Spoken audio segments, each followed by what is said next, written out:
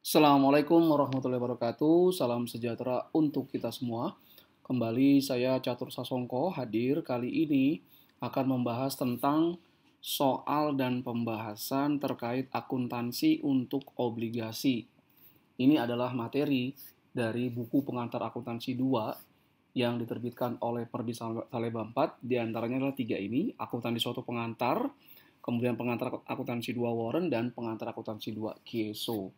Anda dapat memperoleh uh, video lebih lengkap terkait dengan soal dan pembahasan akuntansi obligasi dan video-video pembelajaran lainnya itu dengan cara membeli salah satu di antara 3 buku ini yang original pastinya. Yang original itu berisikan kode akses e-learning yang sifatnya unik yang Anda bisa akses 24/7 ya selama 6 bulan, berisikan video pembelajaran tentang konsepnya, video pembelajaran tentang soal dan pembahasan seperti ini, kemudian ada kuis yang Anda bisa kerjakan secara mandiri dan nanti ada jawaban komprehensifnya, dan persiapan menghadapi ujian tengah semester dan ujian akhir semester. Oke, ingat hanya beli yang original. Oke, kita mulai ya. Berikut ini adalah soalnya. Pada tanggal 2 Januari 2021, PT Gonjang Ganjing menerbitkan obligasi dengan nilai nominal 50 miliar pada tingkat harga 96. Obligasi tersebut memiliki tingkat suku bunga kupon sebesar 12% dan jatuh tempo selama 5 tahun. Kupon bunga dibayarkan setiap tanggal 1 Januari dan 1 Juli. Amortisasi diskon atau premium obligasi jika ada menggunakan metode garis lurus atau straight line. Jadi, Anda diajarkan dulu tentang metode yang garis lurus. Video pembelajaran soal pembahasan berikutnya, insya Allah akan membahas amortisasi diskon atau premium dengan menggunakan metode bunga efektif ya. Atau ya metode bunga efektif, interest effective amortization. Oke. Nah, diminta yang pertama, buatlah ayat jurnal saat obligasi diterbitkan oleh PT Gonjang Ganjing per 1 Januari 2021. Yang kedua, buatlah ayat jurnal untuk mencatat pembayaran bunga pada tanggal 1 Juli 2021. Yang ketiga, berapakah nilai tercatat utang obligasi per 31 Desember 2021? Yang terakhir, pada tanggal 2 Juli 2023, PT Gonjang Ganjing membeli kembali seluruh obligasi yang diterbitkannya pada tingkat harga 101. Nah, buatlah ayat jurnalnya. Jadi ada 4 pertanyaan yang akan dibahas kali ini. Baik, kita mulai pembahasan dengan mencatat penerbitan obligasi pada tanggal 1 Januari 2021 saat obligasi diterbitkan oleh PT Gonjang Ganjing. Langkah pertama, kita menentukan kas yang diterima dari penerbitan obligasi. Diketahui nilai nominal utang obligasinya 50 miliar rupiah, kemudian harga jual obligasinya adalah 96. 96 ini berarti 0,96% dari nilai nominalnya. Maka kas yang diterima dari penerbitan obligasi adalah tingkat harganya 96 atau 96% kali nilai nominal obligasi. Maka kita dapatkan uang kas yang diterima dari penerbitan utang obligasi yang diterima oleh PT Gonjang Ganjing itu adalah 48 miliar. Nilai nominalnya 50 miliar. Langkah yang kedua, kita menentukan diskon atau premium yang muncul dari penerbitan obligasi. Nah, nilai nominal obligasi ini sebesar 50M dari soal, itu lebih besar daripada kas yang diterima dari penerbitan obligasi sebesar 48M. Nah, ya. 48 ini dari langkah pertama. Maka obligasi dijual dengan diskon. Berapa diskon obligasinya? Selisih antara nilai nominal dengan kas yang diterima, yaitu 2 miliar. Nah, diskon ini nanti akan diamortisasi setiap kali pembayaran bunga. Ya. Jadi karena di sini obligasi jatuh tempo 5 tahun, kemudian bunga dibayarkan setahun 2 kali, maka akan ada 10 kali pembayaran bunga.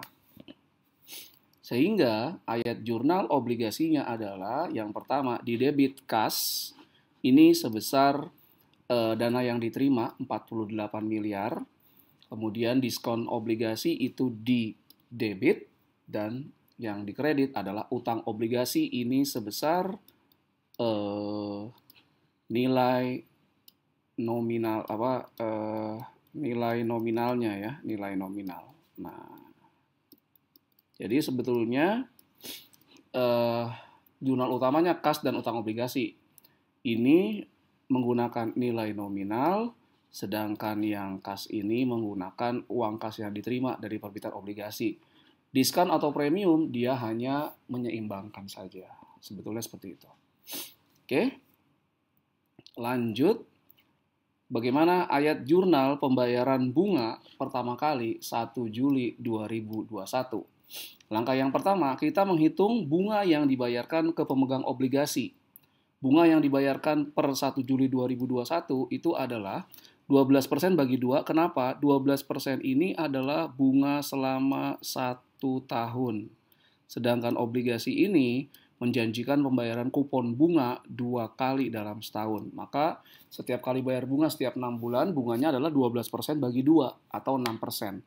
Kali ini nilai nominal obligasi. Nilai nominal obligasi ya, setiap bayar bunga kali nilai nominalnya, bukan kali kas yang diterima.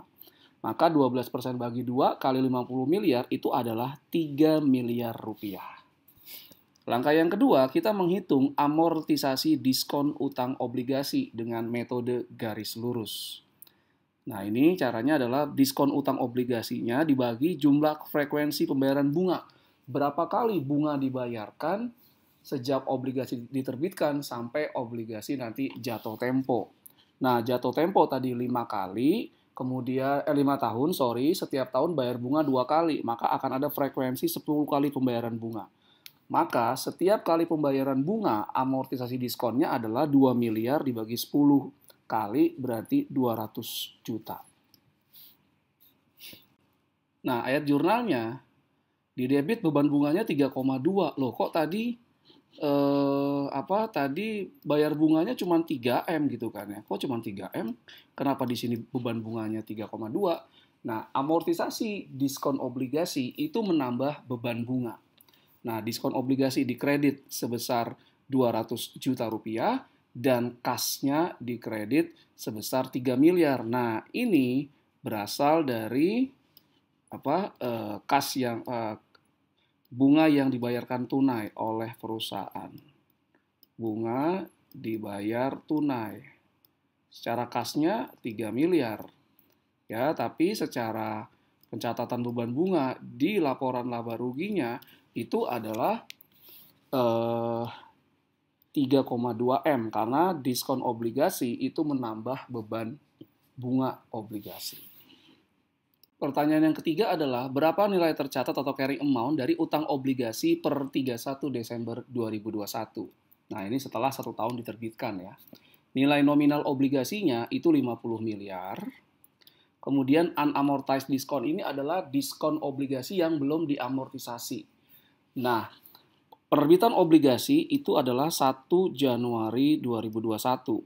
Nah, kemudian dia ini nilai tercatat per 31 Desember 2021. Nah, ini udah setahun nih. Ingat tadi, obligasi ini membayarkan bunga 2 kali dalam setahun, 1 Juni dan 1 Juli. 1 Januari dan 1 Juli. Oke, maka selama setahun ini sudah ada 2 kali pembayaran bunga. 2 kali pembayaran bunga.